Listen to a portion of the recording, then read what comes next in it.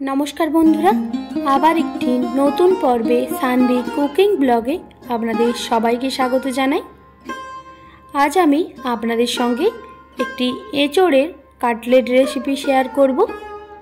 आशा करी आपनादेर सबार भीषण भालो लागबे। और रेसिपिटी यदि भालो लेगे थाके एकटी लाइक और बंधुदेर संगे शेयर करे देबेन। और एई रकमई नित्य नतून रेसिपिर आपडेट पेते सानवी कुकिंग ब्लग चैनलटिके सबस्क्राइब करे पाशे थाकार अनुरोध रइल। एचोड़ेर काटलेट बानानोर जोन्नो आमी एखाने एकटा मीडियम साइजेर एचोड़ नियेछि प्राय 800 ग्राम मतो और नियेछि दुटो आलू।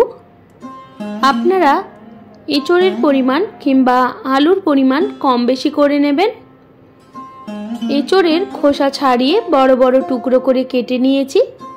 एरपर आलुर खोसाओ छाड़िए एइभावे बड़ टुकरो करे केटे निते हबे। एबार एकटा प्रेसार कुकारे एचोड़ और आलू एकसंगे भालोभावे धुए निये प्रेसार कुकारेर मध्य दिए सामान्य जल और स्वादमतो नुन और सामान्य परिमाणे हलुद गुঁড়ো दिए भालोभावे सेদ্ধ करे निते हबे। आमी प्राय 4 থেকে 5टा सीटी दिए खूब भालो करे सेদ্ধ करे ठंडा करे मैश करे नियेछिलाम। आपनाराओ एचोड़टा खूब भालो करे सेদ্ধ करे नेबेन, तारपर ठंडा करे मैश करे नेबेन। एबार एकटा कड़ाई बसिए दिएछि। कड़ाईटा हालका गरम होले एखाने कयेकटा गोटा मशला नियेछि, सेगुलो भेजे नेब। गोटा मशलार मध्य रयेछे कयेकटा दारचिनी, 4 থেকে 5टा छोटो एलाच और सामान्य परिमाणे गोटा धने और गोटा जिरे। प्रथमे कड़ाई दारचिनी और शुकनो लंका और एलाच दिए एकटू भेजे निये दिए देब गोटा धने और गोटा जिरे। एबार भालोभावे शुकनो मशलागुलो भेजे निते हबे যতক্ষণ না পর্যন্ত শুকনো মশলা থেকে একটা সুন্দর গন্ধ বের হয় আর মশলার কালার চেঞ্জ হয়ে যায়। ভালো করে ভেজে নেওয়ার পর একটা প্লেটে নামিয়ে ঠান্ডা করে এটা গুঁড়ো করে নিতে হবে। এবার ওই কড়াই কয়েকটা বাদাম ভেজে নেব। বাদাম দিয়ে এঁচোড়ের কাটলেট বানালে এঁচোড়ের কাটলেটের স্বাদ আরও বেশি ভালো হয়। বাদামগুলো ভেজে নেওয়ার পর দুভাগ করে গড়িয়ে নিতে হবে। এরপর ওই কড়াই দিয়ে দেব কিছুটা পরিমাণে সরিষার তেল, প্রায় 3 থেকে 4 চামচ মতো সরিষার তেল নিয়েছি। এরপর দিয়ে দেব কোচানো পেঁয়াজ। আমি এখানে 3টা মিডিয়াম সাইজের পেঁয়াজ কুচিয়ে নিয়েছিলাম। পেঁয়াজ কুচানোগুলো দিয়ে তেলের সঙ্গে মিক্স করে সামান্য পরিমাণে নুন দিয়ে পেঁয়াজগুলো ভেজে নিতে হবে। পেঁয়াজগুলো হালকা ভেজে নেওয়ার পর দিয়ে দেব আদা রসুন বাটা। আমি আদা রসুন বাটা প্রায় 1 চামচ নিয়েছিলাম। এরপর আদা রসুন বাটা পেঁয়াজের সঙ্গে ভালোভাবে মিক্স করে মশলা কষিয়ে নিতে হবে।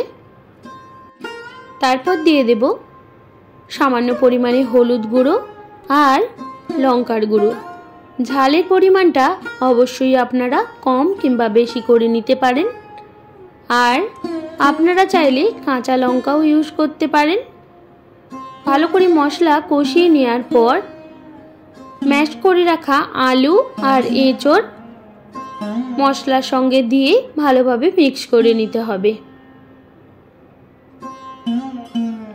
ভালোভাবে মিক্স করে নেওয়ার পর দিয়ে দেব শুকনো খোলায় ভেজে গুঁড়িয়ে রাখা মশলা। আবারও সব কিছুর সঙ্গে ভালোভাবে মিক্স করে নিতে হবে। এইভাবে মিক্স করে নেওয়ার পর সবশেষে দিয়ে দেব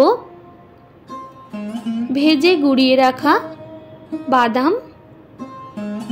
বাদামগুলো দিয়ে আবারও সব কিছুর সঙ্গে মিক্স করে নেব। এইভাবে মিক্স করে একটা থালার মধ্যে স্টাফিংটা ঢেলে নিয়ে ঠান্ডা করে নিতে হবে। এঁচোড়ের কাটলেট বানানোর জন্য আমি এখানে নিয়েছি কর্নফ্লেক্স। কর্নফ্লেক্সের জায়গায় আপনারা বিস্কুট গুঁড়োও নিতে পারেন। এবার কর্নফ্লেক্সটা মিক্সিং জারে নিয়ে এইভাবে গড়িয়ে নিতে হবে। একবারে মিহি করে গড়াবেন না, এই রকম একটু দানা রেখে গড়িয়ে নেবেন। তাহলে কাটলেটটা যে বানাবেন সেটা অনেক ক্রিস্পি হবে। আর নিয়েছি 2 চামচ কর্নফ্লাওয়ার। আপনারা কর্নফ্লাওয়ারের জায়গায় ডিমও নিতে পারেন। কর্নফ্লাওয়ার নিলে সামান্য জল দিয়ে কর্নফ্লাওয়ারটা এইভাবে মিক্স করে নেবেন জলের সঙ্গে। এরপর যে এঁচোড়ের স্টাফিংটা বানিয়েছিলাম সেটা ঠান্ডা হয়ে গেছে। হাতে সামান্য তেল দিয়ে এইভাবে ছোট ছোট গোল প্রথমে বানিয়ে নেব। তারপর আবারও হাত ধুয়ে হাতে তেল দিয়ে এইভাবে কাটলেটের শেপে গড়ে নিতে হবে। আপনারা আপনাদের পছন্দ মতো যে কোনো শেপে গড়ে নিতে পারেন। আমি এইভাবে গোল শেপে গড়ে নিয়েছি। এইভাবে সব কাটলেটগুলো বানিয়ে নেব। সবগুলো বানানো হয়ে গেছে। এরপর কর্নফ্লাওয়ার জলে ডুবিয়ে কর্নফ্লেক্সের উপর দিয়ে ভালোভাবে কোট করে নিতে হবে। আমি এখানে 1 কোটিং করেই বানিয়েছিলাম, আপনারা চাইলে ডবল কোটিংও করতে পারেন। এইভাবে সবগুলো বানিয়ে নেব। আবারও আপনাদের বানিয়ে দেখিয়ে দিই। একটা কর্নফ্লাওয়ার জলে ডুবিয়ে এইভাবে কর্নফ্লেক্সের সঙ্গে কোট করে নিতে হবে। আমি যেহেতু একা বানাচ্ছিলাম সেই জন্য এক হাতে কর্নফ্লাওয়ার জলে ডুবিয়ে আরেক হাতে কোট করে নিচ্ছিলাম। আপনারাও এইভাবে বানিয়ে নিতে পারেন। সব কাটলেটগুলো বানানো হয়ে গেছে। কয়েকটা আমার মেয়ের জন্য এইরকম শেপেও বানিয়েছিলাম। এবার কাটলেটগুলো ভেজে নিতে হবে। আপনারা কাটলেটগুলো বানিয়ে বেশ কয়েকদিন ফ্রিজেও এইভাবে রেখে দিতে পারেন। এরপর একটা কড়াই বসিয়ে দিয়ে দিলাম বেশ কিছুটা পরিমাণে রিফাইন্ড অয়েল। আপনারা সরিষার তেলেও বা মাস্টার্ড অয়েলেও বানাতে পারেন। এবার তেলটা হালকা গরম হয়ে গেলে একে একে কাটলেটগুলো সব তেলের মধ্যে দিয়ে ভেজে নিতে হবে। তেলটা খুব বেশি গরম করবেন না, তাহলে কাটলেটগুলো দেওয়ার সাথে সাথেই পুড়ে যাবে। হালকা তেলটা গরম করে কাটলেটগুলো দিয়ে উল্টে পাল্টে ভেজে নিতে হবে। একসঙ্গে সব কাটলেটগুলো ভাজবো না, তাহলে ভেঙে যেতে পারে।